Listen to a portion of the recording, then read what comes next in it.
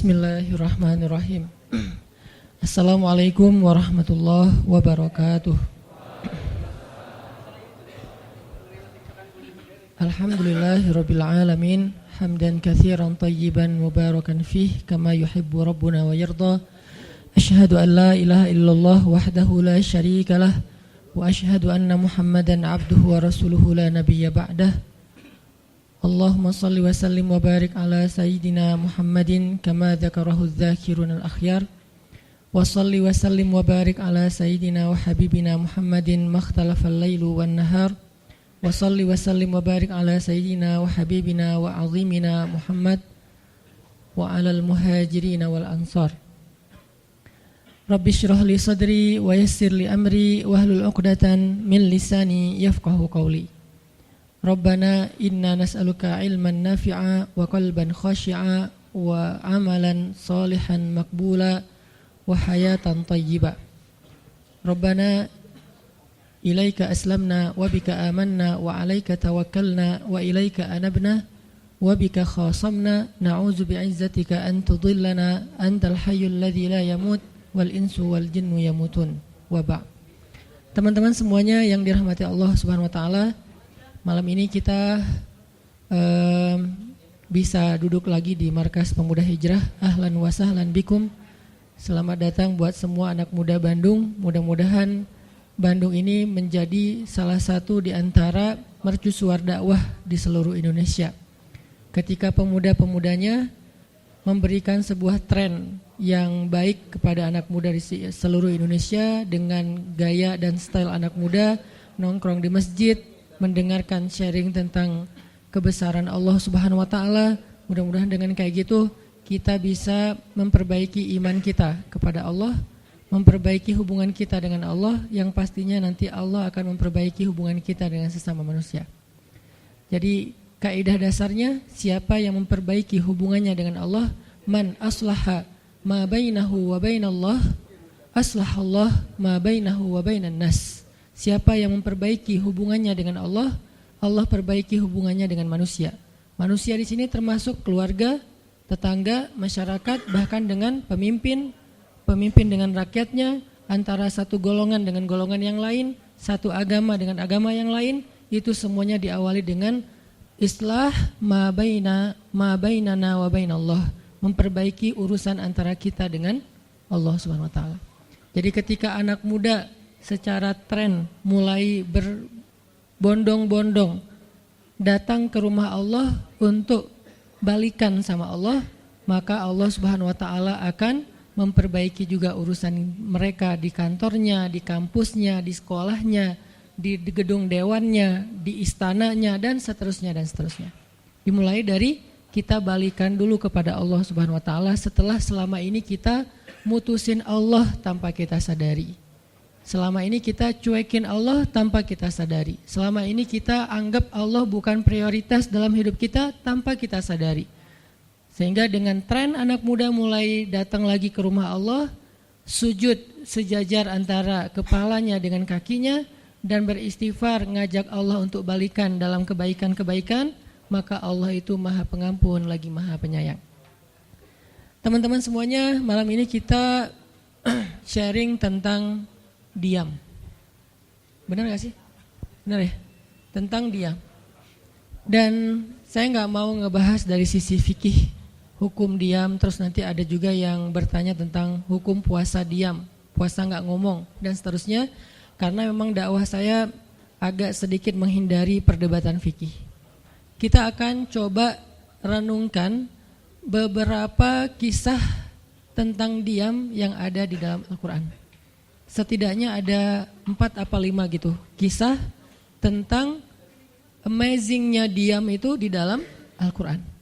Yang menurut saya nih, setelah saya coba tadabbur beberapa ayat tentang kisah diam ini dalam Al-Quran, ternyata sama, poinnya tuh sama di antara semua kisah. Bahwa diam kalau kita lakukan itu tepat dan kita punya alasan yang jelas, maka diam itu akan menjadi jalan lahirnya keajaiban dalam hidup kita. Jadi jalan munculnya keajaiban dalam hidup kita. Banyak orang yang berbicara untuk membela diri. Padahal kalau dia diam, Allah yang bela dia. Kita ngebela diri kadang-kadang gak ngaruh. Karena pembelaan diri kita tuh dianggap subjektif. Tapi kalau Allah yang bela dia, Allah punya banyak cara dan Allah menggenggam hati manusia. Sehingga ketika misalnya kita ribut dengan seseorang, setelah kita menjelaskan duduk perkaranya, kita ngejelasin yang sebenarnya terjadi apa, udah cukup diam. Dan jangan melanjutkan perdebatan. Kenapa? Biar nanti sisanya Allah yang akan beresin. Nah ini butuh apa untuk bisa kayak gini nih? Butuh iman. Karena kalau kita imannya lemah, kita kayak agak meragukan Allah bakal ngebelain kita. Padahal kita dalam posisi yang benar, mungkin kita akan terus-terusan bela diri. Kita akan tulis panjang sampai di scroll, kita akan narasi dengan kata-kata, kita akan berdebat, kita akan kerahkan semua teman-teman yang bisa ngebelain kita, kita akan cari semua argumen, kita akan cari semua kesalahan dia, dibalikin. Semua cara ini adalah cara orang untuk membela diri dengan cara berucap. Ternyata di Al-Quran Allah pernah menceritakan kepada kita cara membela diri dengan diam. Bahkan kadang-kadang ketika kita membela diri dengan berucap, justru Allah menjauhkan dirinya dari kita. Allah pergi. Kenapa Allah pergi dari kita, berpaling dari kita? Karena saat kita membela diri dengan berucap, dengan ngomong, dengan broadcast, dengan komen, dengan bikin caption dan seterusnya, kadang-kadang di dalam kata-kata kita itu ada hal yang justru gak benar. Ada yang bohong terpaksa gitu. Akhirnya gara-gara pengen bela diri kita jadi bohong. Gara-gara pengen bela diri kita jadi cari-cari kesalahan orang lain. Gara-gara pengen bela diri kita jadi buka aib. Gara-gara pengen bela diri kita jadi melebih-lebihkan sesuatu yang harusnya gak kayak gitu. Artinya justru karena kita berucap, karena kita ngomong malah jadi salah. Akhirnya orang gak respect, Allah lebih gak respect lagi. Sehingga malam ini kita pengen belajar tentang gimana cara menjemput keajaiban ketika kita punya masalah dengan seseorang lewat diam. Mungkin teman-teman sering mendengar hadis yang disampaikan oleh para penceramah, para ustadz. Hanya mungkin malam ini kita akan lebih banyak ngambil contoh. Karena saya pikir narasi-narasi ideal berupa ayat dan hadis udah banyak yang menyampaikan. Tapi membawanya dalam contoh konkret, daily kehidupan kita itu mungkin gak semua orang aware. Karena emang kehidupan orang beda-beda. Apalagi misalnya seorang ustadz yang mungkin jarang main sosmed. Dia gak tahu masalah di sosmed itu apa. Seolah-olah sosmed itu bukan realitas hidup. Padahal kita tahu anak muda Indonesia main sosmed sehari gak kurang dari 6 jam. Berarti ada 6 jam realitas kehidupan kita yang jarang dibahas dan dibimbing dengan bimbingan agama Allah, Al-Quran dan hadis. Kenapa? Karena realitas ini kurang difahami oleh sebagian guru-guru, oleh sebagian ulama yang mereka emang agak gak terlalu akrab dengan sosmed. Mereka gak akrab dengan yang namanya Instagram, YouTube, Twitter, Line apalagi. Karena Line ini anak mudanya mungkin ABG banget kan. Jadi agak-agak kurang akrab. Kalaupun mereka pakai itu hanya karena soleh banget kali ya. Karena soleh banget jadi mereka pakainya sebatas sekedar share ceramah doang. Jadi gak main. Bukan pemain sosmed lah. Sekedar menggunakan sosmed sebagai media panggung ceramah. Udah share. Itu juga kadang-kadang yang nge-share-nya admin, jadi nggak ngulik gimana cara tuh kurang ngulik. Padahal realitas sosmed itu udah jadi realitas daily kehidupan kita. 6 jam kita ada di sosmed dan 6 jam itu tetap waktu yang akan dihisap oleh Allah. Bukankah selain harta, selain tenaga, selain amal, waktu juga akan dihisap? Maka waktu kita 6 jam itu apakah tidak ada hubungannya dengan agama? Ada banget. Sehingga saya mencoba untuk semampu saya bareng dengan kita semuanya belajar. Bisa nggak ya kita jadi smart netizen? Atau dalam kehidupan sehari-hari bisa jadi smart citizen dengan sikap diam. Gimana sikap diam citizen, smart citizennya? Lagi di jalan, ketika orang lain mungkin bikin kita bete, bikin kita emosi, bisa nggak kita diam? Di rumah ketika kita berselisih dengan pasangan, bisa nggak kita diam? Di kos-kosan ketika kita digedor-gedor terus minta uang kos-kosan sama bu kos, bisa nggak kita? Itu mah ngumpat ya. Salah contohnya. Ya gitulah pokoknya. Jadi kita akan coba bahas diam ini dari angle daily kehidupan kita. Karena saya lebih suka kayak gitu biar langsung praktis bisa dipakai. Memang hadis-hadisnya banyak. Salah satu yang paling terkenal, man kana yu'minu billahi wal yaumil akhir falyakul khairan aw liyasmut. Cuman contohnya doang yang beda-beda. Narasinya sama, kontennya sama. Cuman contohnya beda tergantung angle seorang ustadz dan wawasan kehidupan yang dia jalanin. Dia hidupnya sebagai apa? Kalau hidupnya sebagai seorang ustadz yang ada di dalam masjid, mungkin ya contoh-contohnya adalah tentang di dalam masjid, tentang bergaul sesama ustadz, dengan aktivis, manggilnya akhi ukhti. Tapi kalau dia kehidupannya main, berarti dia akan ngambil contoh tentang main, gimana kita biar tetap bisa soleh walaupun kita lagi main, dan seterusnya. Tapi narasinya sama, man kana yu'minu billahi wal yaumil akhir falyakul khairan aw liyasmut. Atau nanti cerita yang lain kata Nabi, yang paling banyak memasukkan orang ke dalam api neraka dua. Satu lisannya, kedua kemaluannya. Ini dua hal yang paling sering menyebabkan orang masuk neraka. Kalau kemaluannya kita tahu artinya dia hawa nafsu, syahwat. Kalau lisan ini ngomong, justru gara-gara kita ngomong banyak, kadang itu jadi kayak pemberat timbangan keburukan kita dan itu tuh rugi gitu. Makanya kita perlu belajar, bukan saya ngajak kita, kita diam aja seharian. Kayaknya agak kurang fair juga ya. Dan saya juga nggak diam seharian. Susah kalau untuk diam seharian, apalagi sama keluarga, kan kita butuh ngobrol sama teman. Ya serealistis mungkin dan senatural mungkin. Cuman kalau lagi ada kasus, bisa nggak nih kita diam? Terutama kalau lagi ada kasus. Terutama kalau lagi ada masalah. Dan saya yakin kita tuh pasti sering punya masalah dengan seseorang. Gimana caranya kita diam? Gimana cara Nabi diam ketika diomelin oleh Aisyah radhiyallahu anha? Ngomel, diam. Aisyah ngomel kepada Nabi, enggak menceritakan aib orang lain, enggak mencela, cuman ngomel karena lagi cemburu. Nabi diam. Beres Nabi diam, baru Nabi nanya, udahan Aisyah? Udahan. Terus Aisyah mau apa? Udah. Jadi enggak didebat sama Nabi. Padahal Nabi kalau mau mendebat, hadisnya banyak banget. Tinggal sesungguhnya saya bersabda, kan beres ya. Udah selesai. Tapi kok Nabi enggak pakai hadis? Kok malah kita yang pakai hadis Nabi untuk mendebat? Sementara Nabi pemilik hadis enggak pakai hadis buat berdebat. Kalaupun beliau berdebat, perdebatan yang positif, perdebatan yang konstruktif, yang membangun, yang memberikan hasil yang insya Allah tetap menjaga akhlak. Itu yang disebut dengan wajadilhum billati hiya ahsan. Tapi kalau dengan keluarga, Nabi itu nggak suka debat. Istrinya ngambek, istrinya rame-rame nggak mau nggak mau ngomong sama Nabi. Ya udah Nabi di mihrab ngomong aja sama Allah sama Jibril. Ternyata lebih dahsyat lagi. Ketika Nabi di mihrab ngomong sama Allah dan Jibril doang, akhirnya istri-istrinya lebih dari seminggu ngerasa kayak nasib kita gimana ya, kok Nabi udah nggak mau ngomong sama kita lagi. Kok kita digantung gini gitu kan ya.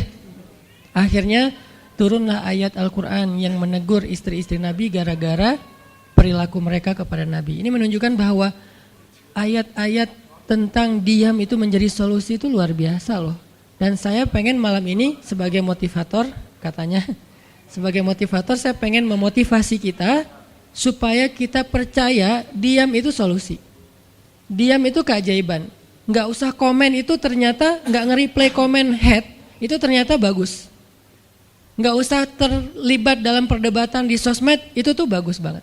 Saya hari ini tadi sore posting tentang update berita di Palestina. Ada seorang perempuan yang ditembak di perbatasan sama orang Israel. Kenapa saya turn off si komennya? Karena saya tahu ini akan mengundang emosi. Jadi takutnya malah kemana-mana kan. Jadi ngomong politik, jadi ngomong apa, mending di turn off aja deh. Tapi kalau yang lagi saya dibully, saya biasanya nggak nge-turn off. Yang di turn off tuh hal-hal yang sifatnya memunculkan polemik yang semakin melebar, jadi kurang produktif. Akhirnya kita offin dulu komennya. Tapi saya tetap pengen share itu biar orang update berita dari sana tuh lagi apa. Dan mudah-mudahan saya berharap itu di repost orang banyak, akhirnya jadi minimal membangun awareness masyarakat dunia bahwa Palestina itu layak untuk merdeka. Dari dulu udah layak untuk merdeka sejak mereka dijajah oleh Israel. Itu aja doang sih kampanyenya. Tapi saya nggak mau kampanyenya melebar kemana-mana sehingga di offin dulu aja komennya. Kenapa? Off komen itu kadang-kadang bagian dari diam baik. Ngapain juga kita ladenin komen yang macam-macam, walaupun mungkin komennya itu ada yang kita berpihak sama dia, sepaham dengan dia, ada yang beda, tapi tetap aja saya lihat kadang-kadang komen itu berlebihan, sampai muncul kalimat-kalimat mencela, sampai marah-marah, sampai caps lock tanda seru kan ya. Ini kan nggak nyaman lagi kan kalau udah kayak gini, mending diam. Nah di sini kita pengen belajar, diam itu ternyata ajaib. Diam itu ternyata benar-benar kata orang emas. Diam itu ternyata solusi. Diam itu ternyata pembelaan diri yang paling efektif. Kalau selama ini kita masih percaya membela diri yang paling efektif ngomong. Membela diri yang paling efektif itu bikin postingan. Membela diri yang paling efektif itu bikin caption yang bagus. Membela diri yang paling efektif itu komen. Membela diri yang paling efektif itu minta pembelaan dari manusia. Ternyata mungkin itu benar, tapi ada yang lebih efektif lagi. Membela diri dengan diam. Dan gimana cara membela diri dengan diam sampai mendatangkan keajaiban, itu yang akan kita coba renungkan malam ini. Oke, yang pertama kita akan baca kisah diam di surat Maryam, surat favorit saya. Coba teman-teman buka surat Maryam, surat 19. Di dalam surat ini ada 2 adegan diam. Pertama, adegan diamnya Nabi Zakaria. Yang kedua, adegan diamnya Maryam. Surat 19, surat Maryam, ayat 10.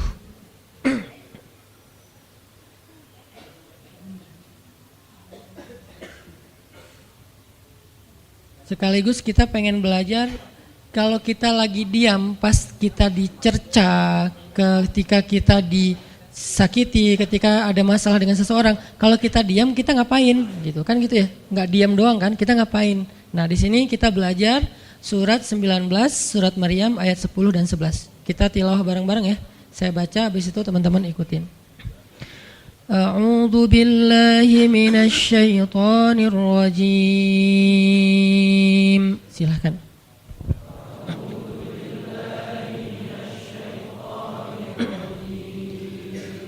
Bismillahirrahmanirrahim.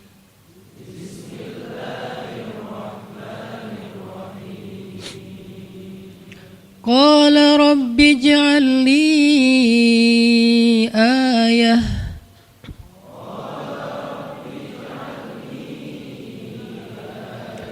Qala ayatuka alla tukalliman nasa thalatha layalin sawiyya.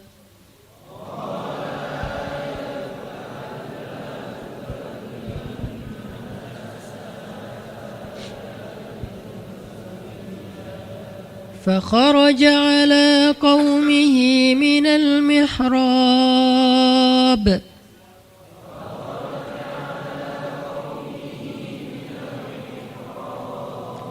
فأوحى إليهم أن سبحوا بكرة وعشيا.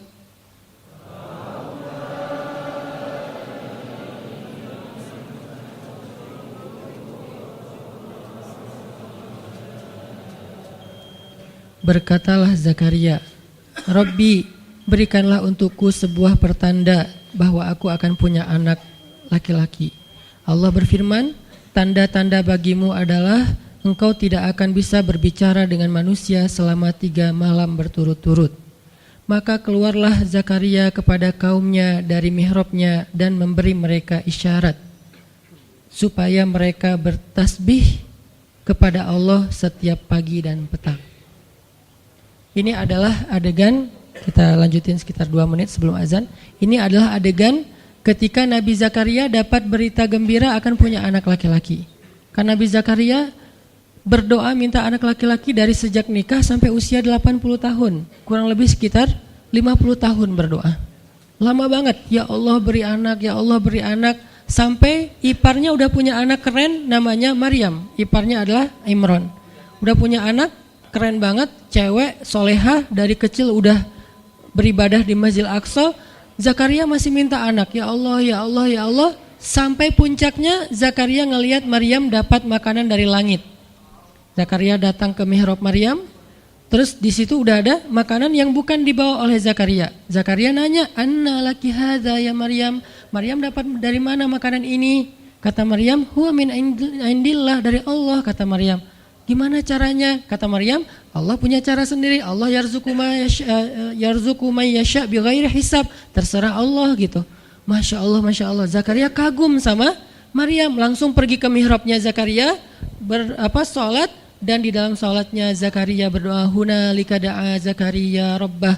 Di saat itulah Zakaria benar-benar nangis berdoa kepada Allah, ya Allah, Rabbi habli min ladunka dzurriyyatan thayyibah innaka sami'ud du'a. Ya Allah, beri saya anak seperti dia, seperti Maryam. Engkau maha mengijabah doa dan saya enggak pernah berputus asa meminta kepadamu. Udah 50 tahun lebih.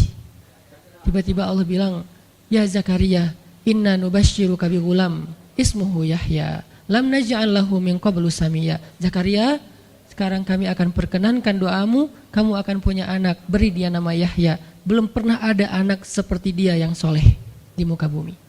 Zakaria kaget, walaupun doa, tapi beliau masih berpikir kayak, gimana caranya saya punya anak? Ini kayak tarik-tarikan antara logika manusia dengan iman. Imannya percaya Allah Maha Kuasa, tapi logikanya gimana caranya? Istri saya sudah tua, saya juga udah tua. Lalu Nabi Zakaria bertanya untuk biar lebih tenang, supaya logikanya nggak ragu lagi. Kalau imannya udah mantap, tinggal logika. Zakaria tanya, beri saya ij'al li ayah, beri saya bukti, tanda, gimana cara saya punya anak. Kata Allah, tandanya alla tukalliman nas salasa layalin sawiyya. Kamu tiba-tiba nggak bisa ngomong. Kamu sehat, kamu nggak punya masalah, tapi kamu nggak bisa ngomong. Mau ngomong tuh gak bisa. Kamu bisa tilawah, kamu bisa zikir, tapi kamu gak bisa ngomong. Bisa subhanallah, subhanallah, subhanallah. Bisa alhamdulillahi rabbil alamin. Gak bisa. Jadi baca Quran, kalau ada Quran, tapi dulu kan Taurat ya. Baca Taurat bisa, zikir bisa, hayya ala sholah, kalau azan ada azannya bisa. Pokoknya semua bisa kecuali mau ngomong tuh gak bisa. Masya Allah ya, luar biasa. Kenapa? Karena Allah pengen Zakaria zikir aja 3 hari. Jangan ngomong dengan manusia walaupun ucapannya baik kecuali zikir.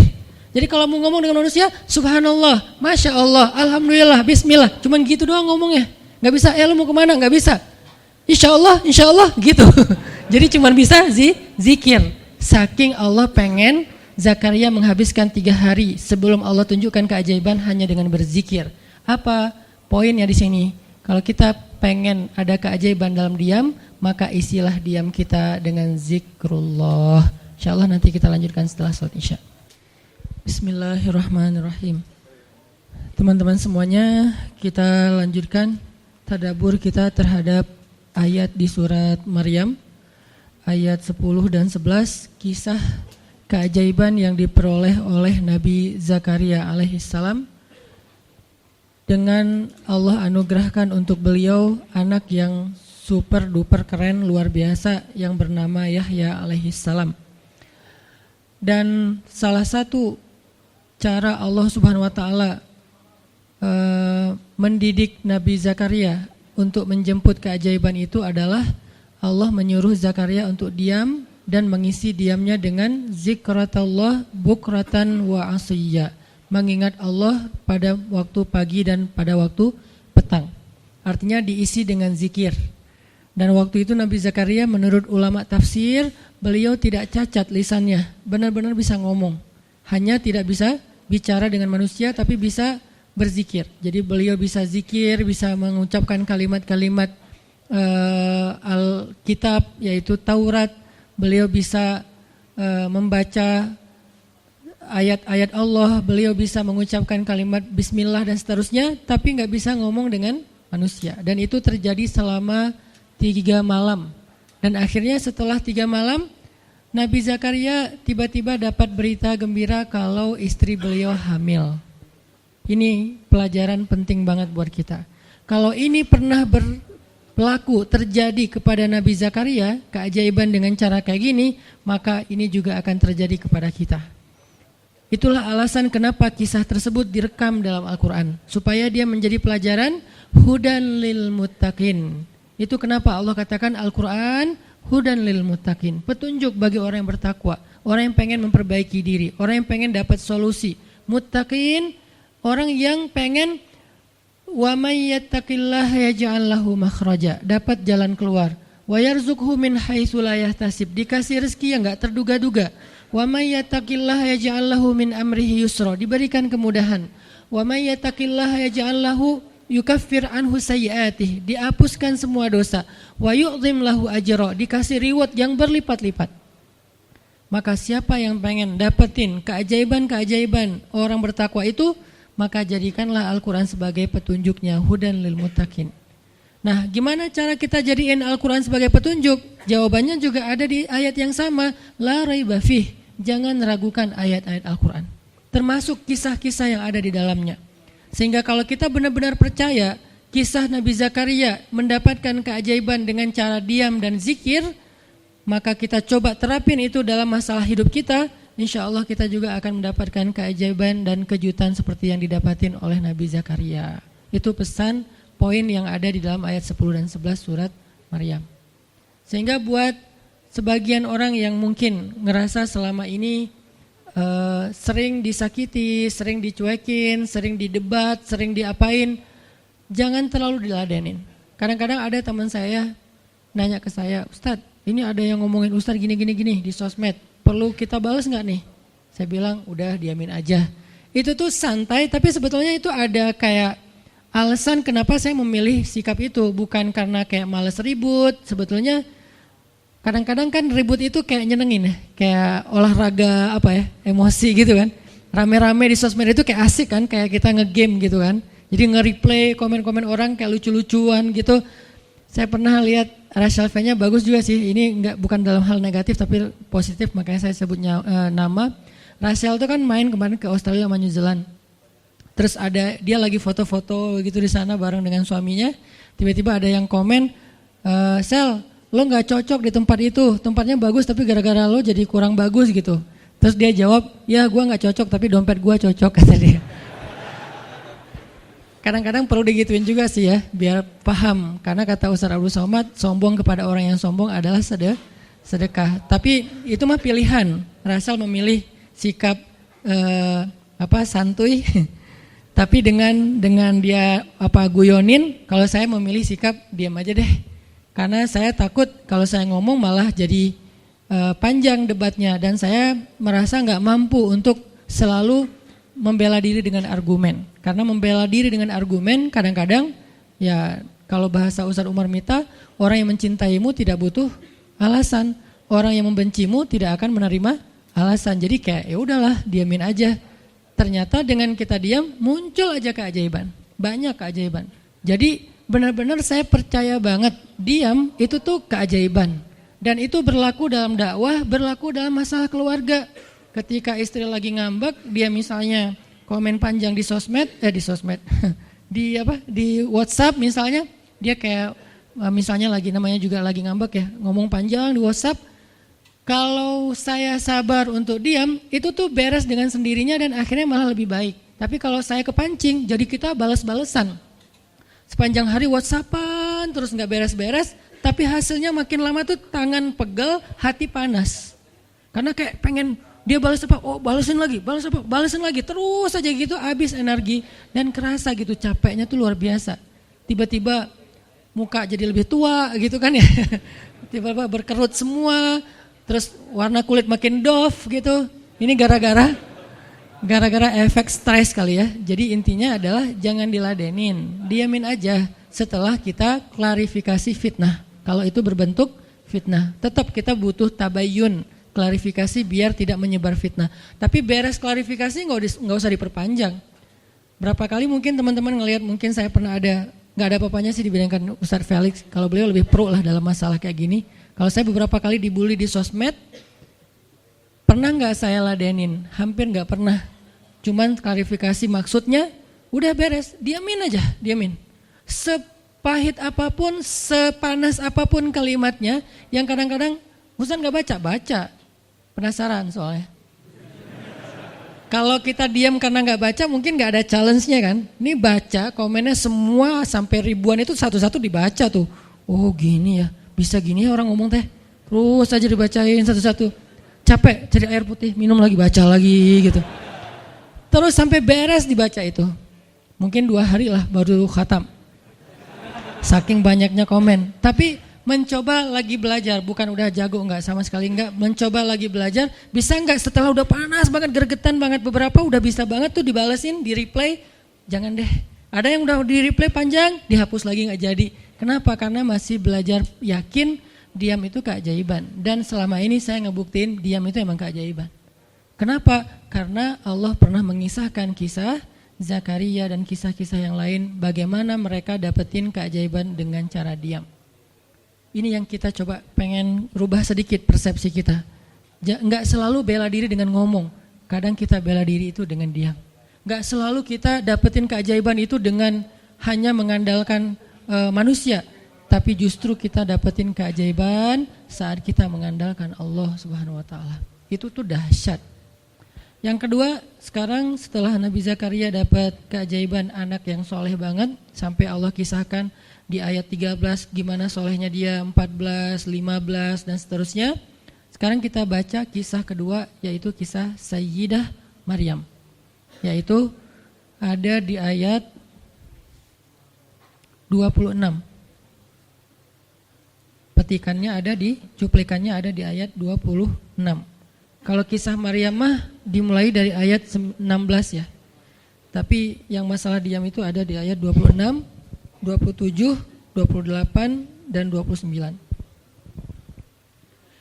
Bismillahirrahmanirrahim. Silakan.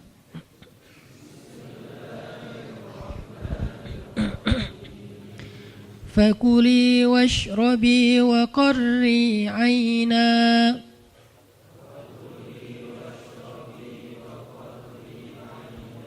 fa imma tarayinna minal bashari ahadan fakuli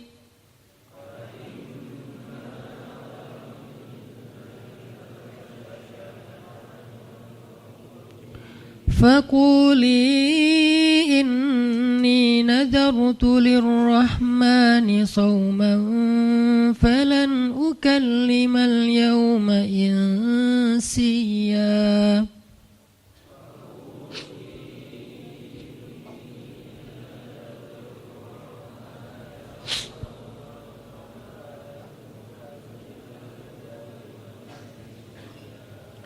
فأتت به قومها تحمله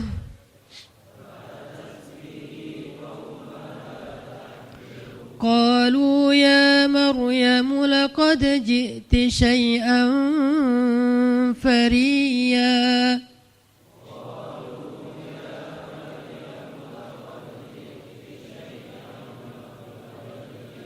يا أخت هارون ما كان أبوك امرأ سوء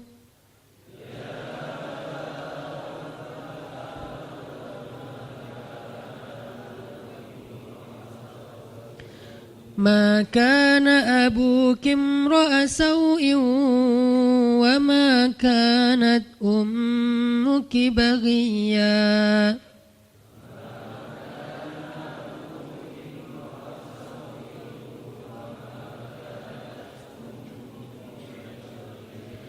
فأشارت إليه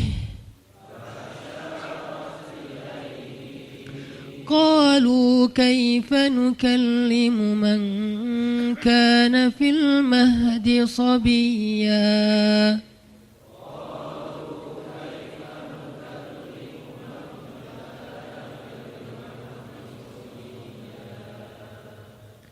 Dan maka makan dan minumlah dan bersenang hatilah engkau wahai Maryam.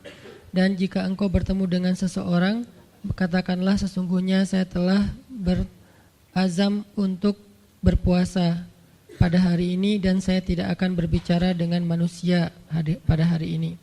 Lalu Maryam pun datang kepada kaumnya sambil menggendong bayinya. kaumnya berkata, "Wahai Maryam, engkau datang kepada kami dengan membawa,"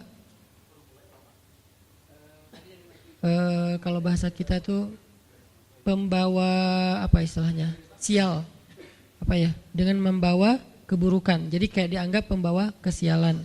"Wahai saudari Harun, sesungguhnya ayahmu bukanlah seorang yang nista ataupun pendosa, dan begitu juga dengan ibumu bukanlah perempuan yang hina." Lalu Maryam memberi isyarat, fa'asyarat ilaih, memberi isyarat dengan menunjuk ke arah bayinya.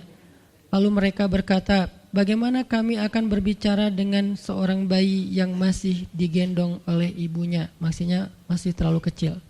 Ini adalah cuplikan adegan Maryam ketika baru pulang kampung. Jadi ceritanya di ayat sebelumnya, ketika kandungan Maryam semakin besar dan enggak bisa disembunyikan dari penglihatan manusia, Maryam pun pergi menjauh ke sebuah tempat yang tidak ada siapa-siapa.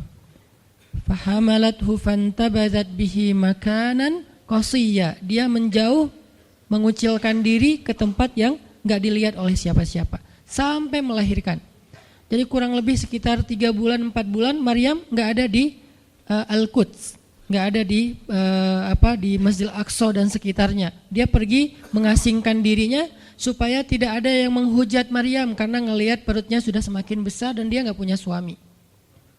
Setelah melahirkan, akhirnya Allah perintahkan Maryam untuk pulang. Setelah Allah ngasih makan, minum dan kebahagiaan buat Maryam, fakuli washrobi wa qarri aina, dengan adegan korma yang menjatuhkan buah-buah rutop dan seterusnya, pulanglah Maryam. Nah, Maryam tahu ketika dia pulang dengan membawa bayi, dia pasti akan dihujat, dicela, dicaci maki, dibully oleh kaumnya. Lalu Allah memberi kepada Maryam bekal. Gimana cara ngadepin yang kayak gitu-gitu? Kata Allah, kalau kamu ketemu manusia, ketemu orang-orang, ketemu kaummu, bilang ke mereka, saya tidak berdebat hari ini. Saya nggak akan berdebat. Jadi dia tetap bisa ngomong. Tapi dia bilang, saya nggak akan berdebat. Saya nggak akan bicara dengan siapapun hari ini karena saya sudah bernazar untuk diam. Bilang kayak gitu kepada kaummu. Maka fa'atat bihi qaumaha tahmiluh. Maka datanglah Maryam kepada Al-Quds, kepada kota Al-Quds dengan membawa bayinya yang digendong. Datang. Baru dari ujung kota kelihatan Maryam, muncullah orang-orang Bani Israel semuanya rame di pasar-pasar mereka, semuanya menghadang Maryam. Maryam tiba-tiba dihadang di gerbang kota Al-Quds. Gak boleh masuk kota Al-Quds. Tadinya ada yang satu orang lihat, Maryam.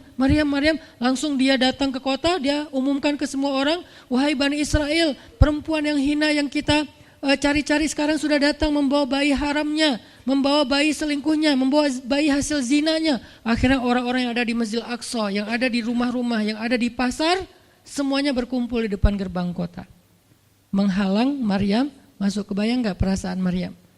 Padahal dia itu lahir di situ, dia beribadah di situ, ayahnya orang situ, ulama pula, pamannya nabi pula di situ, tapi dia sekarang dihadang oleh semua penduduk Al-Aqsa, penduduk Al-Quds, Bani Israel. Ketika Maryam mendekat, mereka mengatakan, "Ya Maryam, laqad ji'ti syai'an fariya." Ini bahasa Al-Quran. Kalau aslinya lebih tercela daripada ini, karena ini bahasa Al-Quran yang tinggi, Allah menggunakan bahasa simbolik saja. Yang terjadi, mereka mencela Maryam. Mereka bilang, Maryam kamu pembawa sial, Maryam kamu perempuan hina, Maryam kamu tukang zina, Maryam kamu selingkuh, Maryam kamu ternyata pelakor, segala macam. Kebayang gak seorang perempuan yang mulia dituduh dengan kata-kata kayak gini? Sedih, pengen jawab, pengen bilang saya ini gak pernah berbuat dosa, ini nih Allah yang ngasih kepada saya gak punya suami dan saya diberikan anak yang suci dan segala macam. Enggak. Tanya kepada Zakaria kalau nggak percaya, saya punya buktinya segala macam, nggak usah, diam aja. Maryam bisa ngomong kalau mau. Maryam by the way adalah perempuan secerdas Sayyidah Aisyah. Dia itu kayak Aisyah cerdasnya, kayak Khadijah bijaksananya, kayak Fatimah lembutnya, kayak Asiyah sabarnya. Maryam itu istimewa. Sampai sebagian ulama mengatakan Maryam satu-satunya nabi dari perempuan, satu-satunya nabi dari golongan perempuan. Sebagian kecil ulama ada yang menyebutkan demikian. Sehingga mereka menyebut Maryam alaihassalam. Saking Maryam ini keren banget, istimewa banget. Tapi jumhur ulama sejarah mengatakan Maryam bukan nabi, tapi dia perempuan solehah, orang soleh, bahkan satu dari 4 perempuan sempurna di muka bumi dan tidak ada yang kelima. Cuman ada 4. Kamula minar rijali katsir, kata Nabi. Laki-laki yang sempurna itu banyak, yaitu para rasul dan para nabi. Walam yakmul minan nisa illa arba'ah, tidak ada perempuan yang sempurna kecuali 4. Asiyah istri Fir'aun, kemudian Maryam anaknya Imran, kemudian Khadijah istri Rasulullah, dan Fatimah bintu Rasulullah. Artinya Maryam ini istimewa banget. Dia kalau mau argumen, dalilnya lebih banyak daripada para rabi-rabi Yahudi yang ada di situ. Karena ketika Maryam dulu berkhidmat di Masjid Aqsa, Maryam itu nggak belajar seperti yang lain-lain. Karena kan dulu orang Bani Israel itu paling anti sama cewek ya. Buat mereka perempuan itu kasta kedua. Seolah-olah perempuan itu nggak punya hak yang sama dengan laki-laki. Laki-laki punya hak belajar di Masjid Aqsa, perempuan nggak boleh. Ini kesenjangan gender di masa Bani Israel dulu. Jadi kalau ada yang mau nuduh Islam sebagai tidak memperhatikan masalah gender, dia harusnya baca sejarah. Justru Islam, Al-Quran, Taurat, Injil mengangkat perempuan untuk setara dengan laki-laki. Awalnya perempuan itu hina di masyarakat Bani Israel, dianggap pembawa sial. Sampai masyarakat jahiliyah sebelum Islam datang, apa yang terjadi dengan bayi perempuan? Dibenamkan dalam pasir hidup-hidup, dibunuh, dilempar dari bukit supaya mati langsung seketika. Kenapa? Termasuk Umar pernah membunuh bayi perempuan. Umar radhiyallahu an. Kenapa dia sedih banget? Karena dia ingat masa lalu ketika dia pernah membunuh bayi perempuan. Kenapa mereka membunuh bayi perempuan? Karena dianggap perempuan ini membawa sial. Tapi datang Islam mengubah tradisi itu. Mengubah persepsi publik. Yang tadinya perempuan dianggap hina, dalam Islam dikatakan surga ada di bawah telapak kaki ibu. Muncul harga diri perempuan naik. Apalagi sebaik-baik kalian yang paling baik untuk istrinya dan aku yang paling baik untuk istriku di antara kalian. Muncul lagi hadis, kalau seandainya laki-laki mau bersabar terhadap istrinya, maka harusnya dia bersabar 70 kali sehari kalau dia disakiti oleh istrinya. Yang ke-71 baru dia boleh marah. 70 belum boleh marah. Jadi perempuan, ibu-ibu, istri kalau mau bikin suaminya sebel sampai 69. Atau 70 boleh lah. Tapi yang ke-71, nah ini udah layak dimarahin. Tapi kan gak pernah ada sampai 70 kan. Paling juga 10%-nya lah, 7 kali sehari. Dan itu istiqomah setiap hari. Hari ini kok kamu gini lagi sih, kemarin udah beda hari. Jadi beda hitungannya, 0 lagi mulai dari awal. Tapi nanti ada hadis penyeimbang. Nabi itu kan bijaksana banget. Yang diajarin bukan cewek doang, cowok juga diajarin. Ketika hadisnya supaya memuliakan perempuan ada, nanti ada lagi hadis laki-laki. Seandainya seorang perempuan menjilat luka dan darah dan nanah di tubuh suaminya, itu belum bisa membayar satu saja kebaikan suami kepada dia. Jadi menjilat lukanya aja belum bisa bayar kebaikan, terus ngapain marah-marah coba. Sehingga dua-duanya ada nasihat untuk suami. Kalau istrinya lagi ngambek, namanya juga lagi sedih, ya udah kamu sabar aja 70 kali. Untuk istri, jangan ngambek, karena kalau kalian berbuat baik aja belum bisa bayar kebaikan mereka. Terus gimana dong Ustadz? Ya udah, sekarang solusinya adalah sama-sama mengambil sisi baiknya. Kayak gitu nasihat Nabi. Makanya saya agak kurang setuju kalau khutbah Jumat itu memakai hadis menjilat darah dan nanah. Karena yang dengar suami. Wah bener nih khutbah Jumat, saya senang banget khutbah Jumat hari ini. Pulang-pulang, mah tadi khutbah Jumat keren banget. Nih mah, kebenaran aku catat. Nih mah, gak bisa. Kalau khutbah Jumat, pakailah hadis sabar 70 kali. Menasihati suami. Kalau majelis taklimnya ibu-ibu, masalah tadi, seandainya saya boleh menyuruh manusia sujud kepada manusia, saya suruh sujud istri kepada suami. Masing-masing ada hadisnya, jangan disilang. Ini gak bijak dalam ceramah, karena harusnya memberi nasihat yang bisa memperbaiki, bukan menambah tuntutan baru. Wah benar nih kalau suami saya dengar, harusnya suami saya datang, Ustadz boleh enggak acara selamatan di rumah saya nanti temanya ini gitu. Kalau perlu ngundang Ustadz yang dia kenal, request dulu untuk ngemojokin pasangan, ini enggak bijak. Balik lagi ke cerita tadi, Maryam tuh pintar banget, cerdas banget. Dari kecil dia udah hafal Taurat. Ibarat anak sekarang hafal Quran. Dan lebih sulit ngafal Taurat daripada Quran. Kenapa? Karena bahasa Al-Quran itu sastra banget. Jadi ngafalnya itu kayak ngafal syair. Itu aja udah susah kan? Kebayang gak ngafal Taurat? Lebih sulit lagi tuh Dan Maryam dari usia di bawah 5 tahun udah khatam Taurat. Udah tahu tafsir Taurat usia 7 tahun. Bahkan saking keren dan pinternya Maryam, kadang-kadang ketika Maryam ngobrolin tentang Taurat sama Zakaria, itu Zakaria sampai geleng-geleng kepala. Maryam, gitu maksudnya? Sampai nanya ke Maryam, gitu om maksudnya. Maryam ngomongnya ke Zakaria udah kayak ngajar gitu. Saking pinternya Maryam. Jadi hadis-hadis Zakaria, Maryam hafal. Kan para anbiya tuh punya hadis kan? Hadis Zakaria dihafal oleh Maryam. Tauratnya Musa dihafal oleh Maryam. Kebijaksanaan para nabi dihafal oleh Maryam. Dia dari usia 10 tahun itu udah jadi ulama besar Maryam. Artinya kalau misalnya orang mau berargumen dengan Maryam, dia punya banyak bahan, dia punya banyak narasi. Dia lagian Maryam itu pintar ngomong. Tapi Maryam diam. Jadi kalau kita ngerasa pintar ngomong, pintar komen, pintar apa, tetap aja kita punya alasan harusnya kita diam. Karena Maryam yang lebih daripada kita ternyata juga diam. Akhirnya Maryam diam. Dikatakan ya ukhta Harun. Diingatkan lagi dengan kemuliaan keluarga Imran.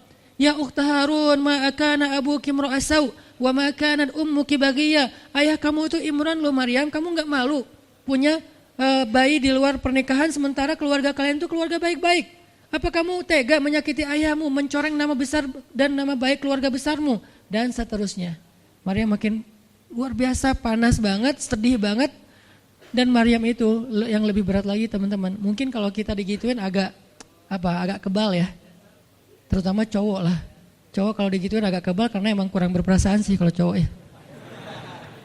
Coba lihat dari angle cewek. Cewek itu lebih peka loh dari kita. Kita mah mungkin lebih mudah lah diam. Diomelin, diam aja. Karena kita kan orangnya agak santuy gitu kan. Kalau cewek itu gak bisa gitu.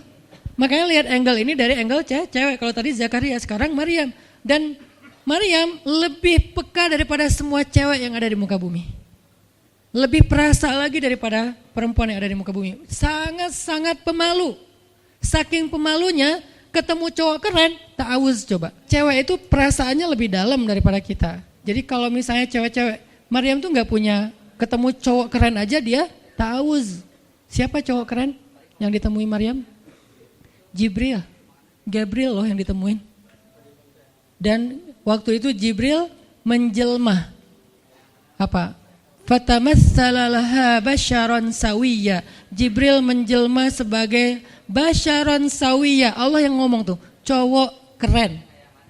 Allah yang bilang keren. Kalau kita merasa udah paling keren, menurut Allah biasa-biasa aja. Karena Allah pernah menciptakan Yusuf, Allah pernah menciptakan Muhammad, Allah pernah menciptakan Yahya. Kita merasa paling keren, Allah pernah menciptakan Sarah, perempuan paling keren juga, Aisyah, Fatimah. Jadi buat kita kayak udah kegeeran paling keren se-Bandung gitu kan ya. Menurut Allah mah biasa. Kalau Jibril, Allah sendiri yang bilang dia tuh emang keren. Jibril emang bukan malaikat, tapi kalau ketemu manusia, kecuali para nabi, Jibril itu menjelma sebagai manusia. Supaya tidak terlihat wujud aslinya, karena gak kuat orang ngelihat wujud aslinya Jibril. Nabi Muhammad aja pertama ngelihat Jibril dengan wujud aslinya pas di Gua Hira itu lari tuh, takut, saking ngerinya Jibril tuh. Jangankan manusia, malaikat aja segan sama Jibril. Jibril lewat malaikat, gak berani malaikat.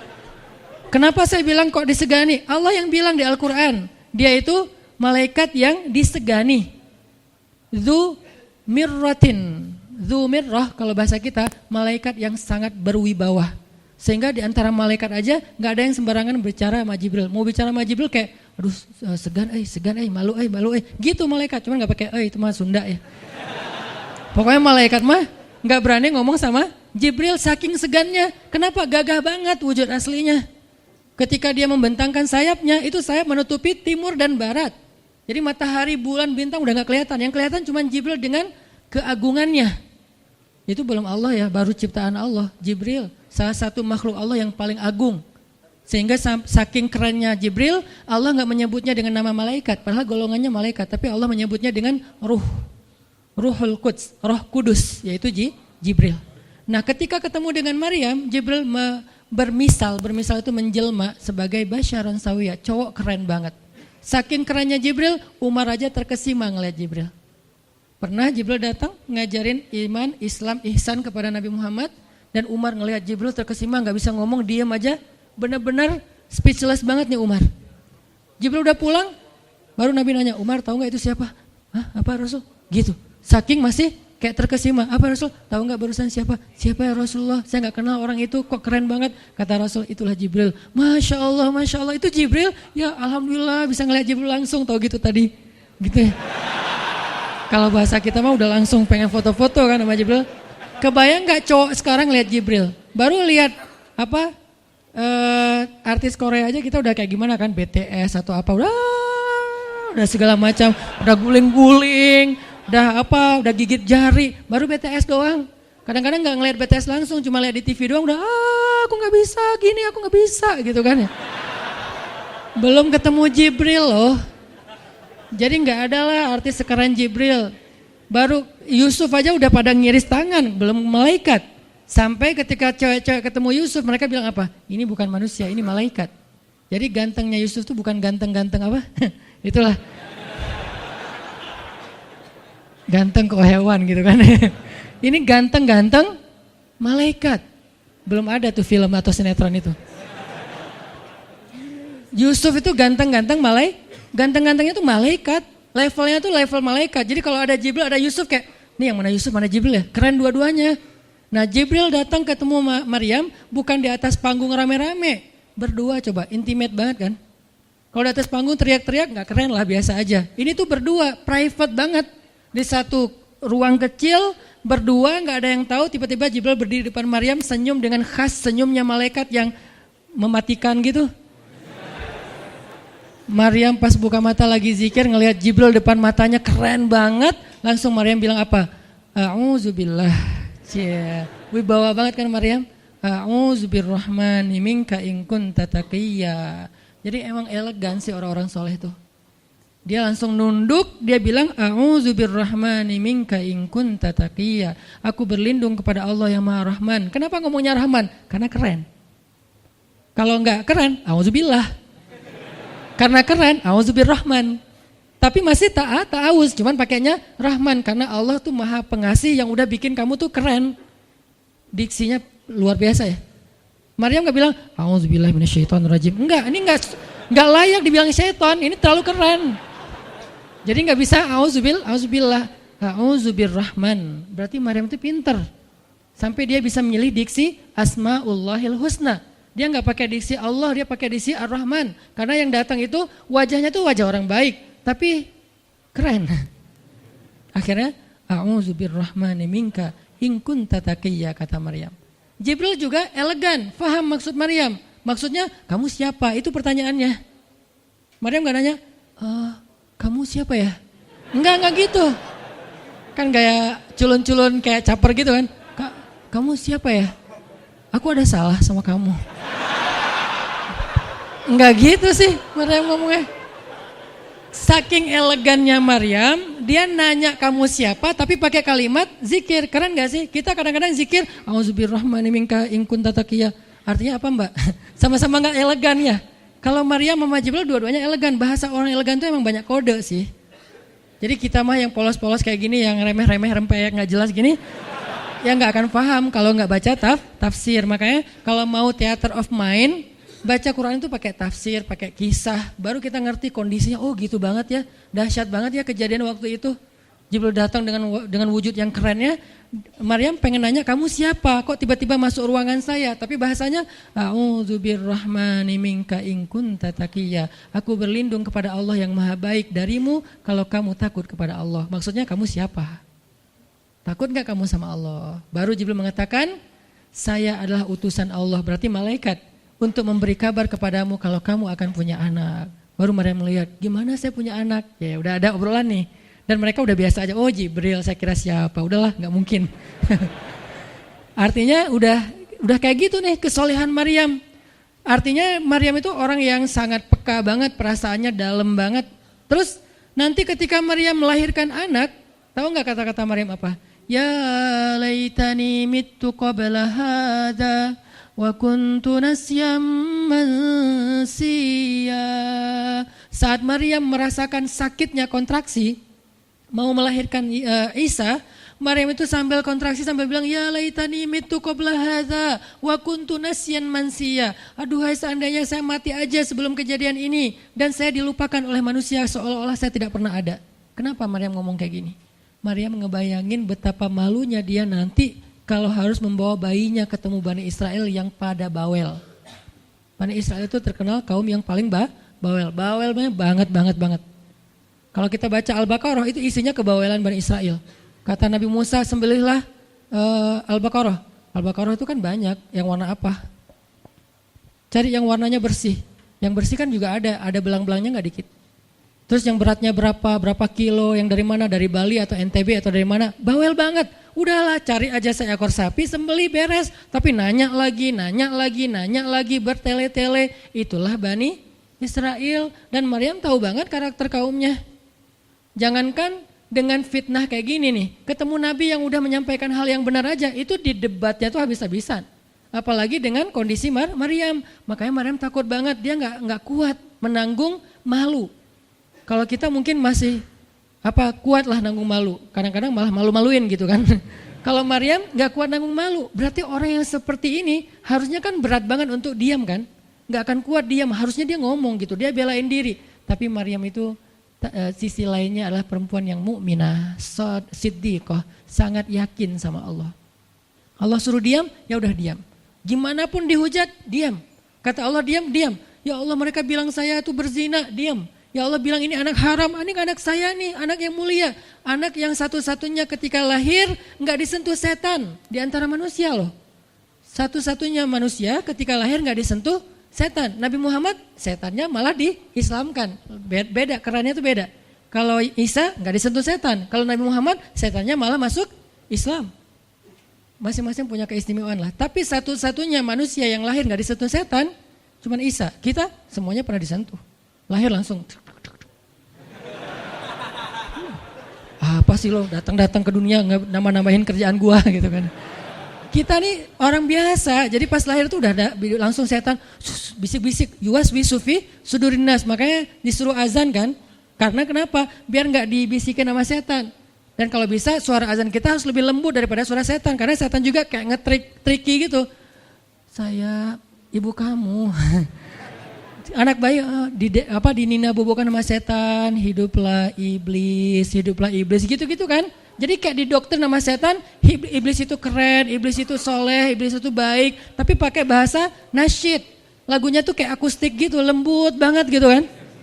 Makanya suara muazin kalau azanin anaknya yang lembut. Jangan azan, Allahu Akbar, asyhadu an la ilaha illallah. Dia malas ke masjid nanti kalau udah dewasa. Kenapa? Gue malas banget dengan suara ini nih. Salahnya siapa coba? Salah ayahnya. Belajar azan di Al-Latif sama Muzammil sama Teras Tahfiz biar azannya tuh kayak Allahu Akbar. Bayinya senyum-senyum. Ntar gue bisa lebih dari itu. Canda. Intinya adalah Maryam itu pemalu banget. Jadi dia bisa banget untuk ngebales, tapi dia diam.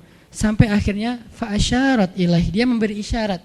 Arti memberi isyarat, dia nunjuk ke arah Isa alaihissalam yang masih digendong, kalau kalian mau ngomong aja sama bayinya. Allah yang nyuruh kayak gitu. Makin kayak marah dan makin menjadi-jadi orang Bani Israel ketika Maryam memberi isyarat nunjuk ke arah Isa. Mereka bilang, ya Maryam, kamu udah gila apa? Sekarang kamu nyuruh kami bicara dengan bayi yang masih dalam gendongan ibunya. Benar, Maryam tuh ternyata udah stres gila. Dia gara-gara ditinggal sama selingkuhannya, sekarang dia jadi orang gila. Wah, luar biasa tuduhan kepada Maryam. Maryam diam aja, sedih, nahan air mata. Tapi bukan emotikon yang menggenang air mata di sini ya. Nahan aja air mata sampai kemudian Allah datangkan keajaiban, jadikan bayinya bicara. Qala, Isa bicara. Panjang lagi omongannya Isa. Ibuku ini baik, ibuku begini-begini, saya itu hamba Allah, saya itu anak yang suci, saya itu begini-begini, sampai beres baru mereka pada pulang karena mereka merasa terbantahkan semua tuduhan palsu mereka kepada Maryam. Masuklah Maryam, disambut mulia oleh beberapa orang. Maryam itu perempuan mulia, Allah mendatangkan dia sebagai keberkahan. Tadi dituduh pembawa sial, sekarang disebut pembawa berkah. Mulailah Maryam terkenal.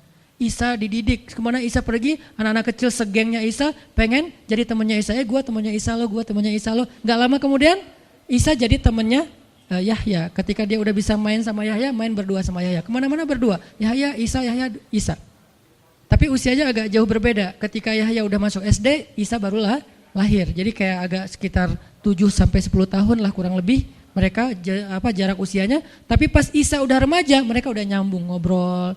Nah, kelebihan masing-masing, kalau Yahya ini penghafal kitab Taurat, datang Isa, Yahya menghafal kitab Injil.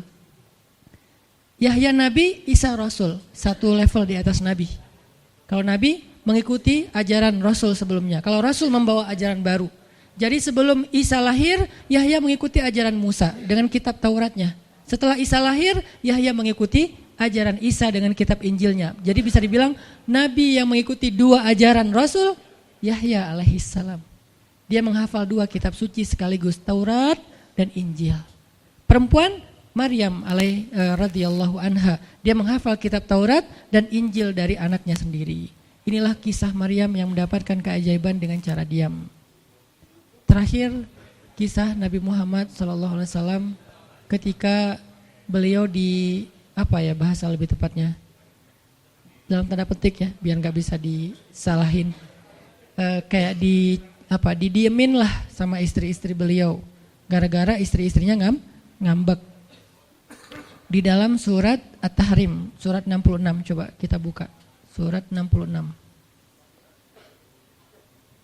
Ini juga kalau teman-teman baca kisah surat ini tuh luar biasa ya. Kita kayak baca novel atau kayak nonton film, keren banget. Saya memang senang banget dengan sirah Nabi dan para anbiya.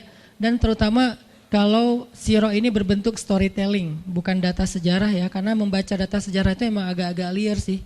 Tapi kalau storytelling kan kita adegan ya. Wah seru ya. Itu lebih keren daripada Disney, Marvel, Endgame, satu apalah. Lebih seru baca sirah kalau kita paham. Surat 66 ayat 4. Ayat 5. Ayat 5. Itu tuh ceritanya, saya langsung ke ceritanya aja. Ceritanya kan waktu itu Nabi itu punya kebiasaan kalau habis asar sampai maghrib, Nabi ngapain pertanyaannya? Apa sih yang dilakuin Nabi antara asar dengan maghrib? Ternyata kebiasaan Nabi di hari Jumat di hari-hari biasa antara asar dengan maghrib itu adalah keliling ke rumah-rumah istrinya. Antara asar dengan maghrib itu waktu family time lah, keliling antara rumah-rumah istrinya. Kalau nggak habis dalam satu hari, besok dilanjutin. Nah hari itu Nabi datang ke rumah Maria yang dari Mesir itu, istri beliau yang dari Mesir, Maria Kiptiyah, dan lama di rumah Maria, nggak pindah-pindah gitu. Sementara Hafsah sama Aisyah udah nungguin Nabi di rumahnya Aisyah berdua, karena emang Hafsah sama Aisyah ini kan ngegeng banget ya berdua ya, kayak soulmate banget lah, walaupun sama-sama istri Nabi, tapi mereka kayak fair, berdua tuh nggak ada masalah. Kalau yang dengan yang lain mereka cemburu. Nungguin di rumah Aisyah. Hafsah, Nabi di rumah siapa sih sekarang? Kata Hafsah, di rumah Maria. Kok lama banget sih di rumah Maria, dikasih makan apa sih? Gak tahu tuh, dari tadi kita tungguin gak datang-datang. Kan sesama cewek nih ngobrol. Lama gak datang-datang, menjelang maghrib Nabi baru datang. Aisyah udah agak bete nih, lama banget sih giliran di Maria aja datang lama, di rumah saya lama gak datang-datang. Begitu Nabi datang, tuh Nabi datang. Dia aja Aisyah sama Hafsah. Assalamualaikum. Waalaikumsalam. Kayak ngambek gitu kan. Kata Nabi, Aisyah kenapa? Hafsah kalian kenapa? Kata Aisyah, ya iyalah sedih. Kok di rumah Maria lama banget dikasih makan apa sih, enak ya? Kata Aisyah. Enggak makan apa-apa, cuma minum madu. Oh kata Hafsah, pantesan kok bau mulutnya gak enak. Pasti madunya gak benar tuh di sana tuh. Iya gak benar, jangan minum madu lagi kata Aisyah. Kata Nabi, ya udah mulai sekarang saya gak akan minum madu lagi. Demi apa? Menyenangkan hati Aisyah. Aisyah langsung yes, Nabi gak akan minum madu lagi demi saya. Berarti saya kan istimewa banget. Kenapa bisa istimewa? Karena aslinya Nabi itu hobi banget minum madu. Kayak saya mungkin senang minum kopi. Tapi demi istri, mulai sekarang saya gak akan ngopi lagi. Kan istri saya ngerasa, wah demi aku tuh dia gak mau ngopi lagi. Kan keren kan? Akhirnya Aisyah ngomong ke istri-istri yang lain. Kalian tahu gak? Kata Aisyah. Kayak ngomong di grup gitu kan? Tapi grupnya bukan grup WhatsApp, grup mereka gitu. Kalian tahu nggak? Nabi sekarang nggak akan minum madu lagi loh. Kenapa? Karena aku. Wah keren ya Aisyah, istimewa banget ya, sampai Nabi rela gak minum madu, padahal madu itu baik, Nabi senang juga demi Aisyah, ya demi aku gitu. Akhirnya Aisyah bahagia. Allah gak ridho. Begitu Nabi ngomong kayak gitu, Allah turunkan ayat pertama surat At-Tahrim, ya ayuhan Nabi. Jibril langsung turun, ya Rasulullah ada pesan. Ada pesan tuh dari Allah. Kata Rasulullah, pesan apa Jibril? Nih, ya ayuhan Nabi, lima tuharrimu ma ahallallahu lak tabtaghi mardhata azwajik. Kenapa engkau mengharamkan apa yang Allah sudah halalkan bagimu? Hanya pengen menyenangkan hati istrimu, wahai Rasul? Astagfirullah, salah ngomong saya. Mengharamkan ya Allah halalkan. Astagfirullah ya Allah, mulai sekarang saya akan minum madu lagi. Astagfirullah, maafin saya ya Allah. Jibril balik ke Allah, kasih tahu Nabi akan minum madu lagi. Nabi ngomong ke istri-istrinya, kumpulin semuanya kecuali Aisyah. Semuanya dikumpulin. Ada Hafsah di situ. Wah istri-istriku, maaf ya aku salah ngomong kemarin depan Aisyah. Sekarang aku akan meralat, mulai sekarang aku akan minum madu lagi di rumah-rumah kalian. Jadi kalau sore aku lagi datang, siapkanlah madu seperti biasanya. Terus istri-istri Nabi ngerasa, Masya Allah Nabi sekarang minum madu lagi demi kita, gitu kan ya. Kan antara mereka kan saling pengen nunjukin siapa yang paling istimewa kan. Demi kita sekarang Nabi udah minum madu lagi, Nabi sampai meralat kata-katanya. Akhirnya ternyata kalimat itu sama Hafsah disampaikan ke Aisyah. Kalau bahasa sosmed kita di capture, di forward. Kan bahaya banget kan. Disampaikan ke Aisyah, Aisyah tuh lihat Nabi sekarang minum madu lagi loh. Demi siapa coba? Demi kami. Aisyah, innalillah, jadi Nabi gini. Cuman Aisyah gak sampai ngomong kayak kita, dasarnya cowok dimana aja sama gitu. Itu mah kata-kata cewek sekarang ya. Kalau Aisyah kan elegan kan gak ngomong gitu. Akhirnya pas Nabi datang Aisyah diam. Aisyah diam, kata Nabi, Aisyah kenapa?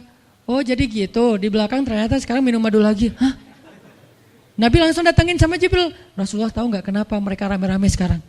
Siapa yang ngasih tahu nih ke Aisyah? Jibril ternyata jadi penengah, makanya jangan macam-macam deh sama Nabi. Ada Jibril, ada Allah kan, susah gitu membuat rahasia. Tahu nggak Rasulullah kenapa Aisyah ngambek? Kenapa wahai Jibril? Gara-gara Hafsah ngebocorin rahasia Nabi kepada Aisyah. Oh ini kerjaan Hafsah, kata Nabi. Oke, Hafsah. Panggil nih Hafsah. Dipanggil Hafsah, kata Nabi, Hafsah, kamu udah membocorkan rahasia saya. Ini menurut sebagian tafsir. Memang ada banyak tafsir sih. Salah satu tafsirnya kayak gitu. Hafsah, kamu udah membocorkan rahasia aku. Dan sekarang istri-istri pada ngambek. Istri yang lain juga ikut ngambek sekarang gara-gara Nabi kayak sekali minum madu, sekali nggak minum madu. Yang lain pada diam semuanya. Datang ke rumah Ummu Salamah. Assalamualaikum, Ummu Salamah, waalaikumsalam. Tadi kayak aku belum selesai jemuran, dah langsung pergi jemuran. Nggak mau ngomong sama Nabi. Maria, assalamualaikum, waalaikumsalam. Kayaknya tadi aku lagi sibuk nyetrika deh. Jadi nggak ada yang mau ngomong sama Nabi. Diam semuanya. Nabi kan jadi sedih kan. Gara-gara siapa coba? Gara-gara Hafsah. Akhirnya Nabi bilang, Hafsah, aku kecewa banget dengan sikap kamu. Kamu nggak jaga rahasia aku. Sekarang aku antar kamu pulangnya ke rumah Umar. Bahasa lainnya diceraikan. Hafsah dicerain sama Nabi. Kerennya Hafsah pas digituin, dia cuma nangis. Dia nggak bilang, ya Rasulullah, Rasul tega nyerain saya, tuh saya gimana? Gitu. Enggak. Rasulullah cuma masalah madu doang, cuma masalah capture dan saya forward doang kayak gitu langsung diceraikan. Tega banget sih Rasulullah. Rasulullah nggak punya hati apa? Enggak. Hafsah tuh diam. Ini nih keajaiban diam yang lain ya. Diceraikan sama Nabi. Innalillah, astagfirullahaladzim. Hafsah yuk kita pulang ke rumah Umar. Iya ya Rasulullah, pulang aja. Baik banget nih Hafsah, soleha banget. Jadi by the way emang semua istri Nabi itu soleha, cuman namanya perempuan kadang-kadang muncul sifat dasarnya mereka cemburu, mereka sedih, mereka baper. Tapi itu manusiawi dan perempuan yang soleha pun merasakan hal itu. Hafsah pulang ke rumah Umar. Assalamualaikum, waalaikumsalam, dibuka sama Umar. Ya Rasulullah, Hafsah langsung masuk ke kamarnya. Ya Rasulullah, anak saya bikin salah apa? Pasti dia nyakitin Rasulullah ya. Maaf ya Rasulullah. Langsung Umar marah-marah. Hafsah, kamu ngapain sama Rasulullah? Hafsah diam aja. Dimarahin habis-habisan sama Umar. Umar tahu sendiri, sayang banget kan sama Nabi. Ketika ada masalah antara Nabi dengan anaknya, pasti yang dimarahin anaknya, bukan Nabi. Nabi pulang, Hafsah diomelin sama Umar. Diam aja, gak ngomong apa-apa. Diam. Akhirnya Jibril turun. Jibril turun, ya Rasulullah ada pesan dari Allah. Apa wahai Jibril? Di surat At-Tolak, surat putus.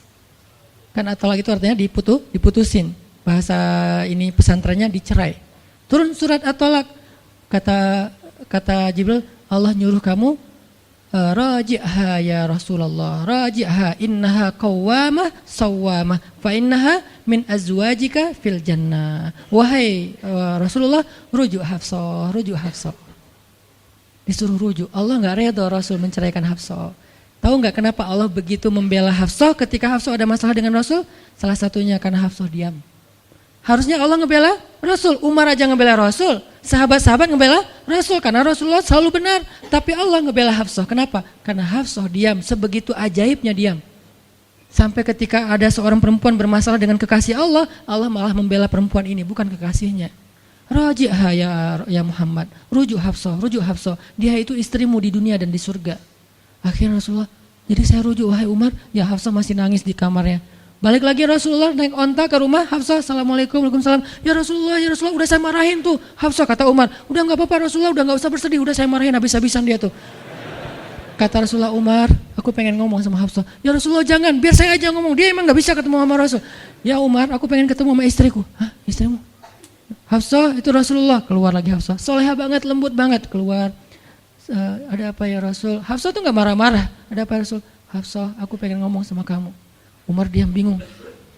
Kata Rasulullah, Hafsah, aku ingin ajak kamu balikan. Romantis gak sih? Rasul pengen ngajak Hafsah balikan. Kok balikan sih Ustaz? Ya rujuk kan balikan. Rujuk artinya kembali ya balikan. Hafsah balikan yuk. Umar bingung, hah balikan? Hafsah, Allah yang nyuruh aku untuk merujuk kamu. Umar makin bingung, Hafsah kamu keren banget. Sampai Allah belain kamu gitu. Kata Nabi, Hafsah, Allah turunkan ayat khusus tentang kamu di surat ini. Umar makin bingung, sampai turun ayat, Masya Allah, anakku ini subhanallah, Masya Allah gitu kan ya. Akhirnya, ya Rasulullah, Allah sampai turunkan ayat tentang masalah ini. Alhamdulillah, Hafsah sujud syukur, Hafsah nangis, Hafsah langsung meluk Rasul. Umar, aduh gimana nih? Udah beres gitu, Hafsah dibawa pulang sama Rasul, boncengan berdua. Hafsah boncengan sama Rasul. Naiklah mereka, mobil mereka yang bermerek onta itu. Gimana cara pulangnya? Di depan rumah Umar, Rasulullah langsung berlutut, langsung ngasih tangan buat Hafsah. Hafsah megang tangan Nabi, injak lutut Nabi, naik ke atas onta. Itu tuh romantis banget. Lalu Rasulullah bonceng Hafsah. Tadi kan cerita Hafsah dicerai sama Nabi itu kan heboh di grupnya istri-istri Nabi kan. Hafsah dicerai loh. Jangan-jangan kita juga dicerai. Soalnya Nabi udah gak mau ngomong sama kita. Astagfirullah. Jadi grup Nabi, istri-istri Nabi itu pada khawatir kalau mereka juga sama nasibnya dengan Hafsah. Pada bingung. Tapi tiba-tiba mereka ngelihat Hafsah pulang ke rumahnya dibonceng Nabi. Itu tuh langsung trending loh. Istri-istri Nabi, tahu gak tuh Hafsah dirujuk sama Nabi sampai turun ayat di surat At-Talaq. Oh gitu. Wah Hafsah keren banget ya. Wah istri-istri Nabi pada cemburu pada Hafsah. Diturunkan Hafsah, yang lain pada ngintip Hafsah. Sampai masuk ke rumahnya, Nabi beres di rumah Hafsah, keluar masuk ke masjid, dia aja di masjid. Istri yang lain Nabi gak mau ngomong. Aisyah, Ummu Salamah, Saudah, Maria, Sofia, siapa lagi? Yang Zainab bintu Jahsy, semuanya Nabi diamin, gak mau diajak ngomong. Datang satu-satu, ya Rasulullah mau dibuatin minum apa? Astagfirullah, subhanallah. Datang lagi Aisyah, Rasulullah capek, subhanallah. Diam semuanya, nggak ada yang mau diajak ngomong sama Nabi. Udah mereka akhirnya pada pulang, bingung. Nasib kita gimana ya? Tanya ke Hafsah yuk. Sekarang Hafsah jadi kayak selebritinya. Hafsah, pada datang ke rumah Hafsah. Hafsah bantuin kita dong. Sampai Aisyah aja yang tadinya kayak bisa dibilang kayak pemimpin istri-istri Nabi kan. Aisyah paling cerdas, paling disayang sama Nabi. Sekarang Aisyah diam-diam ngomong, Hafsah bantuin dong, kita nih lagi digantung sama Nabi. Kata Hafsah sekarang kan kayak lagi di atas angin gitu. Kalian sih nyakitin Rasul, cie. Hafsah tuh kayak wah lagi masa-masanya Hafsah gitu kan. Hafsah gimana dong? Ya udah ngomong aja langsung sendiri. Rasulullah nggak mau ngomong sama kita. Ya udah coba minta tolong ke ayah kamu Aisyah, kan ayah kamu dekat sama Rasulullah. Akhirnya ngundang Abu Bakar, ya Abu Bakar, baca deh tafsir dari ayat-ayat ini. Abu Bakar datang, ayah tolongin kami dong. Kenapa? Kami itu dianggurin sama Nabi, didiamin, digantung udah seminggu lebih. Jangan-jangan kami juga dicerai kayak Hafsah. Kalau Hafsah dicerai tapi udah dirujuk, kami gimana nasibnya? Akhirnya ya udah biar aku yang ngomong sama Rasul. Datanglah Abu Bakar ke masjid. Rasul lagi zikir. Ya Rasulullah, itu istri-istrimu ngutus saya. Subhanallah. Ya Rasulullah, Masya Allah. Ya Rasulullah, la ilaha illallah. Abu Bakar aja Rasul gak mau ngomong sama dia. Padahal Abu Bakar itu udah paling akrab sama Nabi. Abu Bakar diam, gak bisa diajak ngomong nih. Abu Bakar balik lagi ke rumah istri-istri Nabi. Kata istri-istri Nabi, gimana Abu Bakar? Astagfirullah, innalillah, gimana kalau Abu Bakar aja gak bisa, gimana yang lain? Terus akhirnya datang lagi ke Hafsah, Hafsah bantuin dong, kita udah gak jelas nasibnya nih. Kata Hafsah, ya udah aku minta tolong ayahku ya. Hafsah masih kayak gak mau langsung ke dia gitu. Ya udah aku minta tolong ayahku ya, panggillah Umar. Ayah bantuin mereka dong, nasib mereka sekarang lagi terkatung-katung gitu. Umar marah, kalian sih. Nah, tadi kan yang diomelin Hafsah kan, sekarang diomelin semua istri Nabi diomelin sama Umar. Dan salah satu kalimat omelannya Umar, itu tuh kerennya Umar sampai di-repost sama Allah. Coba. Ada gak manusia yang kata-katanya di-repost Allah? Gak ada, cuman Umar. 2 kali kata-kata Umar di-repost oleh Allah. Arti di-repost apa? Ditayang ulang di Al-Quran. Kan repost itu berarti tayang ulang kan? Di-capture, langsung di-copy, pas, langsung ditayangin. Itu tuh kata-kata cuman Umar yang pernah digituin sama Allah. Kata-kata Umar apa? Ayat ke-5. Kata Umar, kalau kalian gak minta maaf sama Nabi, Allah bisa aja mentalak kalian, menceraikan kalian dari Nabi, lalu menggantikan untuk Nabi istri yang lebih solehah, lebih hafizah, lebih bertaubat, lebih baik, lebih cantik, lebih perawan daripada kalian. Itu tuh kata Umar yang ada di ayat ke-5. Jadi bisa dibilang ayat ke-5 adalah ayat repostnya kata-kata Umar, saking kerennya Umar. Sampai Nabi pernah bilang, kalau ada Nabi setelah aku, Umar lah orangnya, cuman gak ada Nabi setelah aku. Jadi kalau ada orang yang benci sama Umar, saya heran, dia baca sirah apa? Karena Umar tuh keren banget, Abu Bakar tuh keren banget. Kalau kita baca sirah mereka dahsyat tuh. Dan kalau ada yang bilang Umar sama Ali itu gak akur, aneh juga. Karena Ali memberi nama anaknya, yang pertama Abu Bakar, yang kedua Umar, yang ketiga Utsman. Ketika ditanya sama Umar, ya Abul Hasan kamu memberi nama mereka dengan nama-nama kami, kenapa? Kata Ali, aku berharap mereka jadi orang soleh seperti kalian. Terus gimana caranya? Ali ngasih nama Umar sementara dia benci sama Umar, gak mungkin dia benci. Masa ngasih nama orang yang dibenci kan? Dek namanya siapa? Namrud. Kok Namrud sih? Kan ayah saya benci banget sama Namrud. Datang lagi, dek namanya siapa? Iblis. Kok iblis sih gitu kan ya? Gak mungkin lah. Ngasih nama anak pasti karena sayang. Kayak saya ngasih nama Aisyah, Maryam, Mutia, Yahya, Ertugrul itu karena emang saya ngefans dan ngidolain banget dengan nama-nama ini. Yahya, Ayyash, 3 tokoh di situ. Nabi Yahya, Ayyash sahabat Nabi, dan Yahya Ayyash mujahid Palestina. Jadi 3 tokoh sekaligus. Nabi Yahya saya ngidolain banget supaya Yahya jadi anak kecil yang seperti Nabi Yahya menghafal Quran. Kedua, Ayyash itu sahabat Nabi Muhammad. Kemudian yang ketiga, Yahya Ayyash sekaligus itu nama mujahid Palestina yang paling pintar ngerakit banyak senjata-senjata untuk ngelawan Israel, dan dia dibunuh sama Israel. Saking Israel benci sama Yahya Ayyash, untuk membunuh Yahya Ayyash mereka ngebom 1 blok untuk membunuh Yahya Ayyash, dan mudah-mudahan dia syahid dalam dalam kejadian itu. Artinya saya ngefans gitu. Ali juga kayak gitu. Balik lagi ke cerita tadi, akhirnya ngundang Umar. Umar datang ke Rasulullah. Ya Rasul, saya diutus istri-istrimu. Subhanallah, subhanallah. Ya Rasul, bicara dong, kasihan mereka kayak digantung. Ya Rasul, apakah engkau menceraikan mereka semua? Baru Rasulullah ngeliat ke arah Umar, Rasulullah tersenyum, Rasulullah bilang, enggak wahai Umar. Allahu Akbar, kata Umar.